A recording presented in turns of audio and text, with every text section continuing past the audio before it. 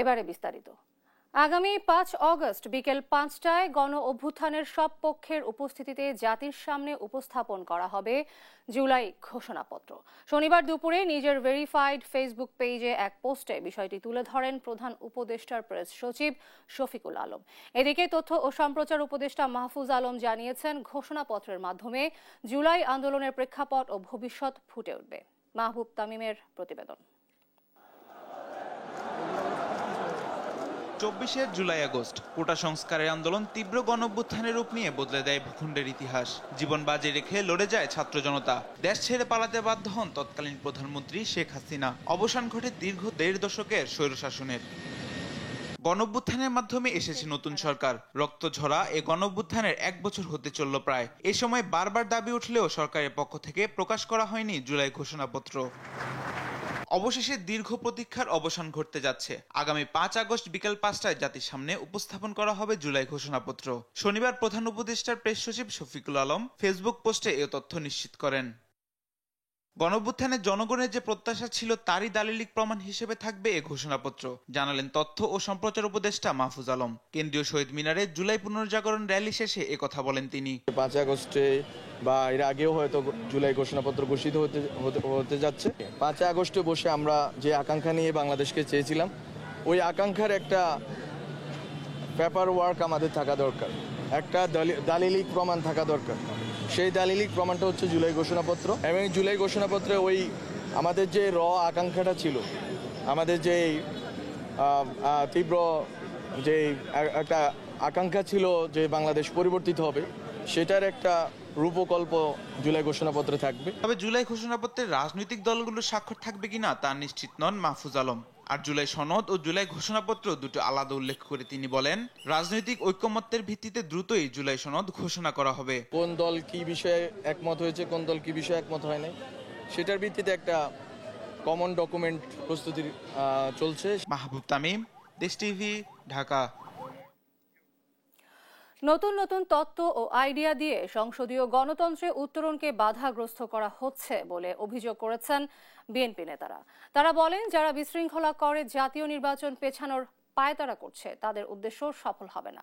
নির্বাচিত সরকার ছাড়া বিশ্বের কোথাও কেউ কখনো সংবিধান পরিবর্তন করেনি বলেও জানান নেতারা। শনিবার রাজধানীতে আলাদা অনুষ্ঠানে এসব কথা বলেন তারা। নিয়াজ মোর্শেদের প্রতিবেদন। শনিবার সকালে রাজধানীর নীলক্ষেতে সাবেক সংসদ সদস্য ও মন্ত্রী বিএনপির প্রয়াত ভাইস চেয়ারম্যান আব্দুল মান্নানের ৫ম মৃত্যুবার্ষিকী উপলক্ষে আলোচনা সভা, দোয়া মাহফিল। আলোচনায় অংশ নিয়ে আমির খুসরো মাহমুদ চৌধুরী বলেন, সংবিধান পরিবর্তন করতে হলে গণতান্ত্রিক প্রক্রিয়ায় সংসদের মাধ্যমে করতে হবে। এর বাইরে যারা করতে চায় তারা গণতন্ত্র বাধাগ্রস্ত, নির্বাচন বিলম্ব করতে চায় বলেও মন্তব্য করেন তিনি। তাদের মধ্যে সংসদীয় গণতন্ত্রের স্পিরিটেই বোঝার সুযোগ হয় না। তারা সংসদীয় গণতন্ত্রের উপর আবার নতুন নতুন কমিটি করে তারা সংসদ এবং সরকারকে নিয়ন্ত্রণ করার চেষ্টা করছে। এফডিসিতে ফ্যাসিবাদ বিরোধী ঐক্য ও জুলাই চেতনা নিয়ে ডিবেট ফর ডেমোক্রেসির আয়োজনে ছায়া সংসদে বিতর্ক প্রতিযোগিতায় বিএনপির স্থায়ী কমিটির সদস্য নজরুল ইসলাম খান বলেন, রাজনৈতিক দলগুলোর মধ্যে মতপার্থক্য থাকতেই পারে, কিন্তু নির্বাচন নিয়ে দ্বিমত থাকতে পারে না। আমাদের দলগুলোর মধ্যে যে দূরত্বই থাকুক না কেন, এরা কেউই অগণতান্ত্রিক দল না, এরা সবাই গণতান্ত্রিক দল এবং সবাই বোঝেন যে গণতন্ত্রের বাহন হলো নির্বাচন। রাজধানীর রমনায় ইঞ্জিনিয়ার্স ইনস্টিটিউশনে জুলাই অভ্যুত্থানের শহীদদের সম্মাননা অনুষ্ঠানে বিএনপির স্থায়ী কমিটির 2 সদস্য ডক্টর এজেডএম জাহিদ হোসেন ও হাফিজ উদ্দিন আহমেদ বলেন, কেউ কেউ বিশৃঙ্খলা সৃষ্টি করে জাতীয় নির্বাচন পেছাতে চায়, তবে সে ষড়যন্ত্র সফল করতে পারবে না। এর মধ্যে ফাটল ধরানোর চেষ্টা ভিতর থেকেও হচ্ছে, বাহির থেকেও হচ্ছে।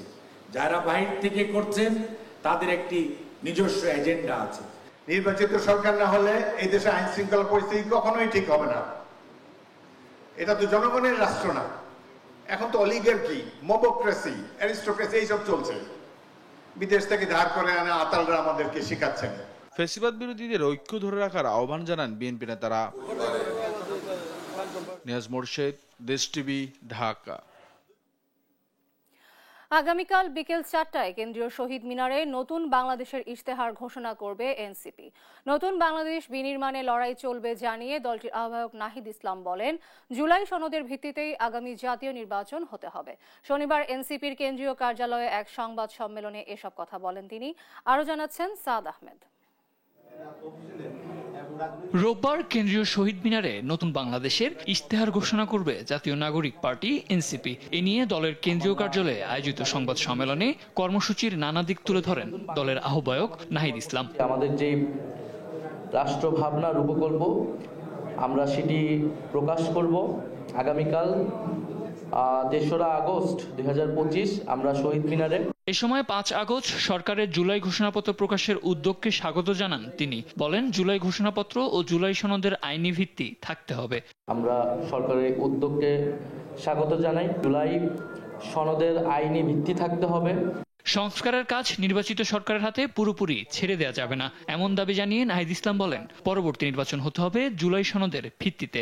নির্বাচিত সংসদের হাতে এই সংস্কার কার্যক্রম ছেড়ে দেব না, বরং জুলাই সনদের ভিত্তিতেই আগামী সংসদ গঠিত হবে বা গণপরিষদ গঠিত হবে। কর্মসূচি সফল করতে দেশের সব শ্রেণী পেশার মানুষকে যোগ দেওয়ার আহ্বানও জানান এনসিপির আহ্বায়ক। স্বতঃস্ফূর্তভাবে আমাদের এই কর্মসূচিতে অংশগ্রহণের জন্য। সাদ আহমেদ, দেশ টিভি, ঢাকা। জুলাই গণহত্যার মামলায় আন্তর্জাতিক অপরাধ ট্রাইব্যুনালে শেখ হাসিনার বিরুদ্ধে প্রথম সাক্ষ্য গ্রহণ আগামীকাল। ট্রাইব্যুনালের অনুমতি সাপেক্ষে করা হতে পারে লাইভ সম্প্রচার। প্রসিকিউটর গাজী MH তামিম জানিয়েছেন, প্রথম দিনে সাক্ষ্য দেবেন জুলাই আন্দোলনের আহতরা। নিরাপত্তার স্বার্থে নাম ছাড়া আর কোনো তথ্য প্রকাশ করা যাবে না। আরও জানাচ্ছেন সাবরিনা মজুমদার। জুলাই গণ অভ্যুত্থানে দেশ জুড়ে যে ব্যাপক গণহত্যা হয়েছিল তার নেতৃত্বে ছিলেন পলাতক ফ্যাসিস্ট সরকারের প্রধান শেখ হাসিনা। তার নির্দেশনায় নৃশংসতায় বলি ১৪০০ প্রাণ, আহত ২০,০০০-এরও বেশি। রোববার গণহত্যার মামলায় শেখ হাসিনা, আসাদুজ্জামান খান কামাল সহ ৩ জনের বিরুদ্ধে সাক্ষ্য গ্রহণ শুরু হবে, যেখানে রাজসাক্ষী চৌধুরী আব্দুল আল মামুন। আনুষ্ঠানিক বিচার শুরু হতে যাওয়া মামলাটির সূচনা বক্তব্য ট্রাইব্যুনালের অনুমতির সাপেক্ষে করা হতে পারে লাইভ সম্প্রচার। এই সূচনা বক্তব্য আমরা সরাসরি ব্রডকাস্ট করার জন্য আন্তর্জাতিক অপরাধ ট্রাইব্যুনাল আইনের ৯ ধারা মতে ট্রাইব্যুনাল কাছে আবেদন করব। সাক্ষ্য উপস্থাপনে প্রাধান্য পাবেন প্রত্যক্ষদর্শী, সরাসরি ভিকটিমরা। প্রথম দিনে সাক্ষ্য দেবেন জুলাই আন্দোলনের আহতরা। প্রথম সাক্ষ্য উপস্থাপনের ক্ষেত্রে আমরা এই মামলায় যারা সরাসরি প্রত্যক্ষদর্শী এবং যারা এই মামলার ভিকটিম, যারা নৃশংসভাবে আহত হয়েছে, যাদের শরীরের একটা বড় অঙ্গ অথবা বড় অংশ স্থায়ীভাবে তারা পঙ্গুত্ব বরণ করেছে, তাদেরকে আমরা এই মামলায় প্রথম সাক্ষী হিসাবে উপস্থাপন করার চিন্তা করছি। তবে সাক্ষীর সুরক্ষা ও নিরাপত্তার স্বার্থে নাম ছাড়া কোনো কিছু প্রকাশ করা যাবে না। আন্তর্জাতিক অপরাধ ট্রাইব্যুনাল আইনের অধীনে যে বিধি প্রণয়ন করা হয়েছে, সেই বিধির 14 এবং 18 বিধিতে বলা আছে যে সাক্ষী সুরক্ষা এবং সাক্ষীর নিরাপত্তার স্বার্থে তার নাম ছাড়া অন্য কোনো কিছু প্রচার বা প্রকাশ করতে পারবে না। সেটা প্রসিকিউশনও পারবে না, ডিফেন্সও পারবে না এবং ইনভেস্টিগেশন এজেন্সিও পারবে না। ছাত্র জনতার আন্দোলন দমনে যে হত্যাযজ্ঞ হয়েছিল তার বিচারে পুনর্গঠন করা হয় আন্তর্জাতিক অপরাধ ট্রাইব্যুনাল। এখন পর্যন্ত অভিযোগ জমা পড়েছে ৫০০টি। এর মধ্যে শেখ হাসিনা, চাংখারপুর সহ ৪টি মামলার আনুষ্ঠানিকতা শুরু হয়েছে। সাবরিনা মজুমদার, দেশ টিভি, ঢাকা। বর্তমান সরকার দেশকে গৃহযুদ্ধের দিকে ঠেলে দিচ্ছে বলে মন্তব্য করেছেন জাতীয় পার্টির মহাসচিব শামীম হায়দার পাটোয়ারি। শনিবার বিকেলে দলটির কেন্দ্রীয় কার্যালয়ের সামনে এক বিক্ষোভ সমাবেশে এমন মন্তব্য করেন তিনি। এর আগে রাজধানী সহ বিভিন্ন এলাকায় নেতাকর্মীরা কেন্দ্রীয় কার্যালয়ের সামনে জড়ো হলে পুলিশি বাধায় পড়েন তারা। পরে পরিস্থিতি শান্ত হয়। এ সময় জিএম কাদের সহ নেতাকর্মীদের বিরুদ্ধে মিথ্যে মামলা ও মব ভায়োলেন্সের অভিযোগ করেন নেতারা। মহাসচিব বলেন, সরকার আইনের শাসন বাদ দিয়ে মবের শাসন তৈরি করেছে। সাধারণ মানুষের প্রত্যাশা পূরণে ব্যর্থ হয়েছে। আমরা চেয়েছিলাম এই সরকার আইনের শাসন করবে, সরকার করলো মবের শাসন। আমরা ভেবেছিলাম মানুষের চাকরি পাবে, বাড়ছে বেকারের সংখ্যা। এই সরকার সর্বোচ্চ অনৈক্যের সূচনা করলো, দেশকে 2 ভাগ করলো, দেশে একটা গৃহযুদ্ধের পরিস্থিতি সৃষ্টি করেছে এই সরকার। মার্কিন প্রশাসন 20% শুল্ক নির্ধারণ করায় আত্মতৃপ্তির সুযোগ নেই, তা আরও কমিয়ে আনতে আলোচনা চালিয়ে নিতে হবে বলে মনে করেন বিজিএমইএ সভাপতি মাহমুদ হাসান খান। প্রতিযোগী দেশগুলোর সঙ্গে শুল্ক সামঞ্জস্যপূর্ণ হওয়ায় সরকারকে ধন্যবাদও জানান তিনি। এদিকে যুক্তরাষ্ট্রের সঙ্গে বাণিজ্য চুক্তিতে দেশের স্বার্থ বিসর্জনের সুযোগ নেই বলে জানিয়েছেন বাণিজ্য উপদেষ্টা শেখ বশিরউদ্দিন। আলিমুজ্জামান সাফওয়ানের রিপোর্ট। যুক্তরাষ্ট্র ও বাংলাদেশের পারস্পরিক আলোচনা ও দর কষাকষি শেষে অতিরিক্ত 20% শুল্ক নির্ধারণ করেছে ট্রাম্প প্রশাসন। শুল্ক নির্ধারণের পর যুক্তরাষ্ট্রের ওয়াশিংটনে বাণিজ্য উপদেষ্টা বলেন, গোপন চুক্তির মাধ্যমে দেশের স্বার্থ জলাঞ্জলি দেওয়ার কোনো সুযোগ নেই। তিনি অবতারণা করলেন যে আমরা একটা গোপনীয়তার চুক্তি করেছি। এনডিএ বা নন ডিসক্লোজার এগ্রিমেন্ট, এটা খুবই একটা স্বাভাবিক বিষয়। এর মাধ্যমে দেশের স্বার্থ ক্ষতিগ্রস্ত করার কোনো উপাদান থাকলে আমরা সেই চুক্তিতে উপনীত হব না, এটাই তো স্বাভাবিক। এ নিয়ে শনিবার দুপুরে বিজিএমই ভবনে সংবাদ সম্মেলন করেন সংগঠনের সভাপতি হাসান মাহমুদ খান। বলেন, 20% শুল্ক হারে আত্মতৃপ্তির সুযোগ নেই, তা আরও কমিয়ে আনতে সরকারকে আলোচনা চালিয়ে যেতে হবে। ভিয়েতনাম, চীন, পাকিস্তান তারা কিন্তু এই ট্যারিফের পার্সেন্টেজ নিয়ে বসে থাকবে না। তাদের যে নেগোসিয়েশন, তাদের যে লবিং, এটা চলমান থাকবে এবং যে কোনো সময় তাদের ট্যারিফ আরও কম পর্যায়ে চলে আসতে পারে। সো আমরা এখানে বলতে চাই যে এখানে আত্মতুষ্টির কোনো সুযোগ নাই। প্রতিযোগী দেশগুলোর সঙ্গে শুল্ক সামঞ্জস্যপূর্ণ হওয়ায় সরকারকে ধন্যবাদ জানান তিনি। বলেন, পোশাক তৈরিতে মার্কিন কাঁচামাল ব্যবহার করলে আরও কিছুটা শুল্ক সুবিধা পাওয়া সম্ভব। যে কোনো পণ্য যুক্তরাষ্ট্রে রপ্তানি করলে তার কন্টেন্ট যদি 20% অ্যান্ড অ্যাবাভ হয়, মেড ইন ইউএসএ, সেই অংশটুক ট্যারিফ শূন্য থাকবে। অর্থাৎ আমাদের ট্যারিফ যে 20% আছে, আমরা যদি ইউএসএতে কোনো প্রোডাক্ট রপ্তানি করি, তার 50% যদি ইউএস কন্টেন্ট থাকে, তাহলে ওই 50%-এর উপরে এই 20% আরোপিত হবে না। আলিমুজ্জামান সাফওয়ান, দেশ টিভি, ঢাকা। আইন শৃঙ্খলা পরিস্থিতি স্বাভাবিক রাখা কঠিন কাজ উল্লেখ করে স্বরাষ্ট্র উপদেষ্টা জাহাঙ্গীর আলম চৌধুরী বলেছেন, নিষিদ্ধ সংগঠন আওয়ামী লীগের সঙ্গে বাহিনীর কেউ জড়িত থাকলে ব্যবস্থা নেওয়া হবে। এদিকে জুলাই আন্দোলনের রায়ের বাজার বধ্যভূমিতে দাফন করা 114 জনের মরদেহ গণকবর থেকে তুলে ডিএনএ পরীক্ষার মাধ্যমে পরিবারের কাছে হস্তান্তরের কথা জানিয়েছেন স্বরাষ্ট্র উপদেষ্টা। সাদ আহমেদের রিপোর্ট, আরও জানাচ্ছেন মাহবুব তামিম। থানার সার্বিক কার্যক্রম পরিদর্শনে শনিবার সকালে রাজধানীর মোহাম্মদপুর থানায় যান স্বরাষ্ট্র উপদেষ্টা অবসরপ্রাপ্ত লেফটেন্যান্ট জেনারেল জাহাঙ্গীর আলম চৌধুরী। এ সময় থানার বিভিন্ন কক্ষ পরিদর্শন করেন তিনি। পরে সাংবাদিকদের কাছে নিরাপত্তা ইস্যুতে নিজের অসহায়ত্ব প্রকাশ করেন স্বরাষ্ট্র উপদেষ্টা। আওয়ামী লীগের বিভিন্ন গোপন বৈঠকের বিষয়ে তিনি বলেন, নাশকতার অপচেষ্টা শক্ত হাতে দমন করা হবে। এর সাথে জড়িত যে কোনো বাহিনীর সদস্যকে ছাড় দেওয়া হবে না। যে বাহিনী যে জড়িত থাকবে কাউকেই ছাড় দেওয়া হবে না, সবারই আইনের আওতায় নিয়ে আসা হবে। আর যেহেতু আপনারা বললেন যে তাদের কার্যক্রম নিষিদ্ধ করা হয়েছে, এবং তারাও যদি কোনো রকমের অপকর্ম করতে চায়, কোনো রকমের ছাড় পাবে না। এদিকে থানা পরিদর্শন শেষে জুলাই আন্দোলনে শহীদদের গণকবর জিয়ারত করতে রায়ের বাজার বধ্যভূমিতে যান জাহাঙ্গীর আলম চৌধুরী। সেখানে গণকবর ঘুরে ডিএনএ শনাক্তের মাধ্যমে স্বজনদের কাছে মরদেহ হস্তান্তরের কথা জানান তিনি। আমরা আছে যে এদের কিভাবে শনাক্ত করা যায়, এই জন্য আমাদের চিন্তা ভাবনা আছে এবং খুব তাড়াতাড়ি আমরা হয়তো একটা শনাক্ত করার ব্যবস্থা করব। এতদিন হয়েছিল তাদের আত্মীয় স্বজন অনেকেই মানে কবর উঠানো হোক রাজি হয় নাই, এখন মোটামুটি তারা সবাই রাজি হয়েছে।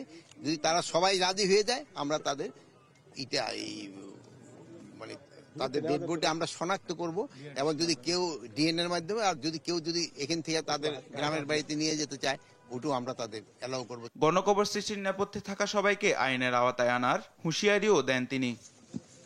মাহবুব তামিম, দেশ টিভি, ঢাকা। আওয়ামী লীগ ও সহযোগী সংগঠনের ষড়যন্ত্রমূলক বৈঠক ও গোপন প্রশিক্ষণের অভিযোগে মামলা হয়েছে। এই মামলায় 22 জনকে গ্রেপ্তারের কথা জানিয়েছে ডিএমপি। এদিকে রোববার ছাত্রদল, এনসিপি সহ বিভিন্ন দল ও সংগঠনের কর্মসূচিকে ঘিরে ব্যাপক নিরাপত্তা ব্যবস্থা নিয়েছে আইন শৃঙ্খলা বাহিনী। আর বৈষম্য বিরোধী ছাত্র আন্দোলনের সমন্বয়ক অপুকে 4 দিনের রিমান্ডে দেওয়া হয়েছে। আরও জানাচ্ছেন শাহাদাত নিশাদ। সমসাময়িক বিষয় নিয়ে ডিএমপির ব্রিফিং। শুরুতে সাংবাদিকদের মুখোমুখি উপপুলিশ কমিশনার মাসুদ আলম জানান, সম্প্রতি সচিবালয় মেট্রো স্টেশনের কাছে স্বর্ণ ব্যবসায়ীর কাছে র্যাব পরিচয়ে দুর্ধর্ষ ডাকাতির ঘটনায় ডাকাত দলের 8 সক্রিয় সদস্যকে গ্রেফতার করেছে পুলিশ। 3-4 জন তাকে বলে যে তুমি মামলার আসামি বা অমুক তোমাকে এসে বলে যে আমাদের সাথে আসো, বলে জোরপূর্বক তাকে একটা মাইক্রোবাসে উঠায়। আগস্ট ঘিরে নানা ষড়যন্ত্র আর নাশকতার শঙ্কার মধ্যে রাজধানীতে বিভিন্ন রাজনৈতিক দলের কর্মসূচি নিয়েও কথা বলেন তিনি। জানান, নিরাপত্তার কোনো ঘাটতি নেই। যারা প্রকৃত সরকারের সময় অনেক নেতা কর্মী বা যারা আছে যে তাদের হয়তো অনেক ফ্ল্যাট আছে, যারা এক একজনের নামে 5টা 7টা 8টা করে, যেটা তাদেরকে হয়তো এখানে রাখার ব্যবস্থা করা হয়।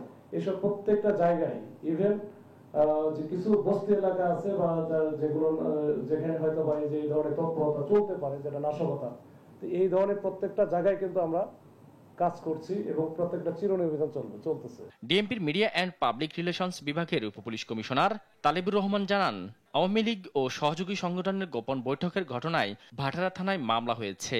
এই ঘটনায় গ্রেফতার করা হয়েছে 22 জনকে। ক্যাবি কনভেনশন হলের যে ঘটনা, সেটার বিষয়ে ভাটারা থানায় একটা মামলা রুজু করা হয়েছে এবং এই মামলায় পর্যন্ত 22 জনকে গ্রেফতার করা হয়েছে। এখানে কার কি সংশ্লিষ্টতা ছিল সেটা যাচাই বাছাই করা হচ্ছে। আমরা বিষয়টা খুব গুরুত্ব দিয়ে তদন্ত করছি। মিটফোর্ডে আলোচিত সোহাগ হত্যার ঘটনায় আরো 2 জনকে গ্রেফতার করেছে পুলিশ। আর জিজ্ঞাসাবাদে বৈষম্য বিরোধী ছাত্র আন্দোলনের সমন্বয়ক অপুর দেয়া তথ্যের ভিত্তিতে একটি মোটরসাইকেল উদ্ধারের কথাও জানান এই কর্মকর্তা। এদিকে তাকে 4 দিনের রিমান্ড দিয়েছে আদালত। আমাদের দিক থেকে শাহাদাত নিশাত, দেশ টিভি, ঢাকা। ভয়াবহ আগুনে রাজধানীর সুন্দরবন স্কয়ার মার্কেটের 5ম তলার বিপুল পরিমাণ মালামাল পুড়ে গেছে। ফায়ার সার্ভিসের 12টি ইউনিটের প্রায় 1.25 ঘন্টার চেষ্টায় আগুন নিয়ন্ত্রণে আসে। পুরো ফ্লোরে গোডাউন থাকায় আগুন নিয়ন্ত্রণে বেগ পেতে হয়। ফায়ার সার্ভিস জানিয়েছে, অগ্নি নির্বাপন ব্যবস্থা না থাকায় 3 বছর আগেই মার্কেটটিকে ঝুঁকিপূর্ণ ঘোষণা করা হয়। হাসান আল মাহমুদের রিপোর্ট। শনিবার সকাল 9:30টায় দোকান খোলার মুহূর্তে হঠাৎ আগুন লাগে রাজধানীর গুলিস্তানের সুন্দরবন স্কয়ার মার্কেটের 5ম তলায়। মুহূর্তেই তা ছড়িয়ে পড়ে আশপাশের কয়েকটি দোকানে। খবর পেয়ে ঘটনাস্থলে পৌঁছায় ফায়ার সার্ভিসের 10টির বেশি ইউনিট। নিয়ন্ত্রণে প্রাণপণ চেষ্টা চালায় দমকল কর্মীরা। ভবনের 5ম তলার একটি ইলেকট্রনিক্সের গোডাউনে আগুন লাগে বলে জানান প্রত্যক্ষদর্শীরা। জানা যাইতেছে অ্যাসিড থেকে আগুনটা লাগছে 5 তলায়, তো গোডাউনে 9টা 40 মিনিটে আগুন লাগছে, এখনো আগুন নিয়ন্ত্রণে আনা যায়নি। প্রথমে কিছু মালামাল বাড়ি করার চেষ্টা করছে, যেহেতু প্লাস্টিকের এগুলা, এই কারণে 5 মিনিটের মধ্যে পুরো দোকান ছড়ায় গেছে। আগুনের ধোঁয়া ক্রমেই আশেপাশের দোকান এমনকি নিচতলা পর্যন্ত ছেয়ে যায়। এ সময় আতঙ্ক ছড়িয়ে পড়ে দোকান মালিক ও কর্মচারীদের মধ্যে। 9টা থেকে আমরা অনুভব করছি যে এখানে আগুন লাগছে দোকান খোলার পর। এরপর আমরা সবাই সাধ্যমতো চেষ্টা করছি আগুন নেভানোর জন্য। এরপরে ফায়ার সার্ভিসে খবর দেওয়া হয়েছে। ফায়ার সার্ভিসের প্রায় 1 ঘন্টার চেষ্টায় বেলা 11টায় নিয়ন্ত্রণে আসে আগুন। অগ্নি নির্বাপন ব্যবস্থা না থাকায় মার্কেটটিকে ঝুঁকিপূর্ণ ঘোষণা করা হয়েছিল বলে জানায় ফায়ার সার্ভিস। এই মার্কেটে ফায়ার সার্ভিস সিভিল ডিফেন্সের কোনো সেফটি প্ল্যান নাই এবং বারবার আমরা নোটিশ দিয়ে যাচ্ছি, কোনো অগ্নি নিরাপদ ব্যবস্থাও নাই।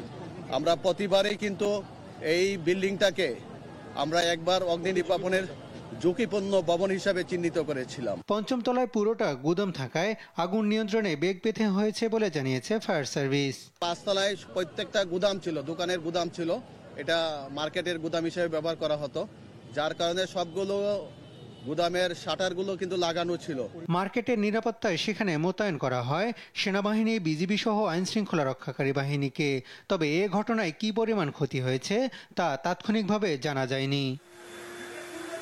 হাসান আল মাহমুদ, দেশ টিভি, ঢাকা। দেখছেন সংবাদ রাত। উন্নয়নশীল দেশের কাতারে প্রবেশ বা এলডিসি গ্রাজুয়েশনের পর দেশের সবচেয়ে বড় প্রভাব পড়বে ওষুধ শিল্পে। এতে ওষুধের দাম ব্যাপকভাবে বেড়ে সাধারণ মানুষের নাগালের বাইরে যেতে পারে। গ্রাজুয়েশন বাতিল অথবা ট্রানজিশনের সময় বৃদ্ধির আহ্বান জানিয়েছেন খাত সংশ্লিষ্টরা। শনিবার ওষুধ শিল্প সমিতির কার্যালয়ে হেলথ রিপোর্টার্স ফোরামের সঙ্গে আলোচনায় এসব কথা বলেন তারা। হাসান আল মাহমুদের রিপোর্ট। শনিবার দুপুরে ওষুধ শিল্পের চ্যালেঞ্জ বিষয়ে আলোচনার আয়োজন করে বাংলাদেশ ওষুধ শিল্প সমিতি ও বাংলাদেশ হেলথ রিপোর্টার্স ফোরাম। দেশের 98% ওষুধের চাহিদা পূরণ করে বিদেশে রপ্তানির নানা দিক উঠে আসে আলোচনায়। আন্তর্জাতিক স্বীকৃতির জন্য উৎপাদন মানে কোনো ছাড় দিচ্ছে না দেশের মূলধারার ওষুধ কোম্পানিগুলো। পারছি না প্রথম আলো। তবে উন্নয়নশীল দেশের কাতারে প্রবেশ করলে বড় ঝুঁকিতে পড়বে দেশের ওষুধ শিল্প। অর্থনীতির সার্বিক পরিস্থিতি বিবেচনায় এলডিসি গ্র্যাজুয়েশন পিছিয়ে নেওয়ার দাবি জানান তারা। প্রথমে গ্র্যাজুয়েশনটা ঠেকানো, গভর্নমেন্টের অ্যাপ্লাই করা উচিত। যদি এই গভর্নমেন্ট না করেন তাহলে ডেফিনেটলি নেক্সট গভর্নমেন্ট, যেটা ইলেক্টেড গভর্নমেন্ট আসবেন, ওনাদের এলডিসি গ্র্যাজুয়েশনটা পিছাতে হবে। অ্যারাউন্ড 1000 প্রোডাক্ট, এটা হইলে হবে কি রেজিস্ট্রেশনটা ডিজিডিএ করে রাখলো, বাংলাদেশের মানুষ পরে যখন প্রয়োজন হবে আস্তে আস্তে আস্তে দরকার পড়লে আরেক কমিটি দিয়া ওটাকে ইন্টারনাল একটা কমিটি দিয়ে পাশ করায়নি। নকল ওষুধ ও ভেজাল প্রতিরোধে ট্রান্সফোর্স গঠনের প্রস্তাব দেন ওষুধ শিল্প সংশ্লিষ্টরা। কেন ওষুধের যে প্রকিউরমেন্ট এবং যে এসওপিগুলো ফলো করা হয়, একটা দেশ যখন বিদেশে রেজিস্ট্রেশন পায় তখন যেভাবেই তাকেই শো করতে হয় তার যে বাস্তব পরিস্থিতি কি, তার ইন্সপেকশন হয় এবং সেখানে ওষুধের যে সোর্সিংগুলো সেটাও তারা দেখে দেয়। সুতরাং এক্সপোর্ট এবং লোকালের ভিতরে আসলে তারতম্য করার কোনো রিজন থাকার কথা না। আমি মার্কেটিং অথরাইজেশন দেওয়ার আগেও কিন্তু ওষুধটা পাঠায়, যখন তারা তৈরি করে পাঠায়, এনে টেস্টিং হয়, টেস্টিং করে যদি ক্রাইটেরিয়া ফুলফিল না করে সাথে সাথে এটা রিজেক্ট করা হয় যে না ইউ ক্যানট সেন্ড বা মার্কেটে দিতে পারবে না, এটা এই ক্রাইটেরিয়া ফুলফিল করেনি। শুধু গ্যাস সংযোগ না থাকায় একমাত্র এপিআই পার্কে উদ্ভাবনে যেতে পারছে না বলে জানান শিল্প মালিকরা। ডিস্ট্রয় করতে হয়। হাসান আল মাহমুদ, দেশ টিভি, ঢাকা।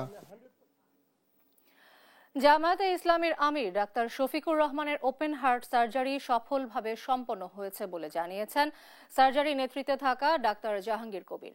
আমিরের হৃৎপিণ্ডে 4টি বাইপাস করা হয়েছে উল্লেখ করে তিনি বলেন, আগামী 7 দিনের মধ্যে বাসায় ফিরতে পারবেন জামায়াতে আমির। শনিবার রাজধানীর একটি বেসরকারি হাসপাতালে তার অস্ত্রোপচার সম্পন্ন হয়। এর আগে এদিন সকাল 7টায় তাকে নেওয়া হয় অপারেশন থিয়েটারে। এ সময় জামায়াতের নায়েবে আমির ডক্টর আব্দুল্লাহ মোহাম্মদ তাহের দেশবাসীর কাছে আমিরের সুস্থতায় দোয়া চান।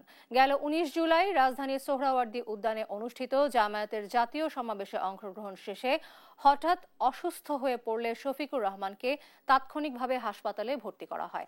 বিভিন্ন পরীক্ষা নিরীক্ষায় ডক্টর শফিকুর রহমানের হার্টে 5টি ব্লক ধরা পড়ে। আমির জামাত নিজে বিদেশে যেতে চাননি এবং উনি বলেছেন উনি বাংলাদেশে করবেন। জাতির কাছে আমরা দোয়া প্রার্থনা করছি এবং এই সংবাদও দিতে চাই যত খুশি হয়েছে যে ওনার সার্জারি খুব স্মুথ হয়েছে আলহামদুলিল্লাহ। আমরা দেশবাসী এবং সারা দুনিয়ায় যারা আছেন শুভাকাঙ্ক্ষী তাদের প্রার্থনা করছি যাতে উনি অল্প সময়ের ভিতরে পূর্ণ সুস্থতা অর্জন করেন। ঢাকাগামী কক্সবাজার এক্সপ্রেস ট্রেনের ধাক্কায় সিএনজি চালিত অটোরিকশার চালক সহ 5 জনের মৃত্যু হয়েছে। যাত্রীরা সবাই এক পরিবারের। শনিবার দুপুর 1:15টার দিকে রামু উপজেলার ধলিরছড়া ক্রসিংয়ে এই দুর্ঘটনা ঘটে। মরদেহগুলো রেল লাইনের 1 কিলোমিটার পর্যন্ত ছড়িয়ে ছিটিয়ে পড়ে। এদিকে বেলা 2:30টার দিকে চট্টগ্রাম থেকে ছেড়ে আসা সৈকত এক্সপ্রেস ট্রেন দুর্ঘটনাস্থলে পৌঁছালে স্থানীয় জনতা ট্রেনটি আটকে বিক্ষোভ করে। পরে মরদেহ উদ্ধার হলে সন্ধ্যা 6টার পর ট্রেনটি ছেড়ে দেওয়া হয়। এদিকে ঘটনা তদন্তে 3 সদস্যের কমিটি করেছে চট্টগ্রাম বিভাগীয় রেলওয়ে দপ্তর। এটা আমার মামাতো বোন, আসলে যেহেতু ওনার পরিচয় শনাক্ত করা হয়েছে, ওনার মোবাইল পাইছি আমরা, ওখান থেকে সিম বের করে কথা হয়েছে ওনার আব্বুর সাথে। ওনার বাড়ি হচ্ছে বারোকালি, সাবেকপাড়া, বিয়ে হয়েছে আপনার পশ্চিমপাড়া আর কি। সিএনজি গাড়ির সহিত ট্রেনের সরাসরি সংঘর্ষে ঘটনাস্থলে সিএনজি ড্রাইভার হাবিবুর রহমান এবং সিএনজি যাত্রী রেনু আক্তার, আসমাউল হোসনা ও আসমাউল হোসনার সন্তান আতাউল্লাহ ঘটনাস্থলে নিহত হন। 24 জুলাই গণ অভ্যুত্থানে শহীদ ও আহতদের স্মরণ করল বৃহত্তর নোয়াখালী জনকল্যাণ ফোরাম। বিকেলে বনানী বিদ্যানিকেতন স্কুল অ্যান্ড কলেজের অডিটোরিয়ামে আয়োজন করা হয় এই স্মরণ সভা ও সম্মাননা অনুষ্ঠান। প্রধান অতিথি ছিলেন বিএনপির ভাইস চেয়ারম্যান বরকতুল্লাহ বুলু। উপস্থিত ছিলেন বৃহত্তর নোয়াখালী জনকল্যাণ ফোরাম ঢাকার নেতারা। বক্তারা বলেন, ফ্যাসিস্ট শেখ হাসিনার সরকার পতনে বড় ভূমিকা রেখেছে ছাত্র জনতার গণ অভ্যুত্থান। স্বৈরাচার শেখ হাসিনা পতনে জীবন দিয়েছে তারা, যাদের আত্মত্যাগ কখনো ভুলে যাওয়ার নয়। পরে মিলাদ মাহফিল ও সম্মাননা প্রদান করা হয়। রাজশাহী টেক্সটাইল মিলে 2000 লোকের কর্মসংস্থান তৈরি করেছে প্রাণ আরএফএল গ্রুপ। আরও 10,000 কর্মসংস্থান তৈরির লক্ষ্যে কাজ করছে শিল্প গ্রুপটি। শনিবার বিকেলে কারখানাটিতে 2000 কর্মসংস্থান উদযাপন, লক্ষ্য 12,000 শীর্ষক এক অনুষ্ঠানে এই তথ্য জানানো হয়। কেক কেটে কর্মসংস্থান তৈরির মাইল ফলক উদযাপন করেন শ্রম ও কর্মসংস্থান উপদেষ্টা এম সাখাওয়াত হোসেন। তিনি বলেন, 1000 লোকের কর্মসংস্থানের উদ্যোগ যুগান্তকারী পদক্ষেপ। এছাড়া প্রাণ আরএফএল গ্রুপের চেয়ারম্যান আহসান খান চৌধুরী বলেন, কাজের জন্য ঢাকায় যাওয়ার দিন ফুরিয়ে আসছে, রাজশাহীতেই কর্মসংস্থান করে দেবে প্রাণ আরএফএল গ্রুপ। আজকে 2000 মানুষের চাকরির সন্ধান আমরা এখানে করতে পেরেছি। অলরেডি আমরা 2000 মেশিন, ফিল্মে বলেছে 1000, আসলে ম্যাডাম 1000 কাজ করে দিনে আর 1000 কাজ করে রাত্রেবেলা। আর এখানে আমাদের এত সুবিধা আছে, আমাদের রাজশাহীর মানুষ এত কর্মঠ কাজ চায়, রাইট? সো আমরা অত্যন্ত আনন্দিত যে আমাদের কাজ ছিল, আমরা কাজ করতে পেরেছি। আপনারা এই ফ্যাক্টরিগুলোকে দেখে রাখবেন, কারণ মনে রাখবেন যে এটাই আপনাদের রুজি রোজগারের জায়গা। এইখানে আপনারা যদি কোনো রকম কাউকে দিয়ে গন্ডগোল করার চেষ্টা করেন তাহলে আপনাদের ক্ষতি হবে। তো আমি আপনাদেরকে এই অনুরোধ করব, আমি দেখে অত্যন্ত অভিভূত হয়েছি, সেটা যাতে বহাল থাকে, যাতে একটা সুশৃঙ্খল পরিস্থিতিতে একটা ফ্যাক্টরি চলে এবং ফ্যাক্টরিটা যেন দেখার মতো হয়।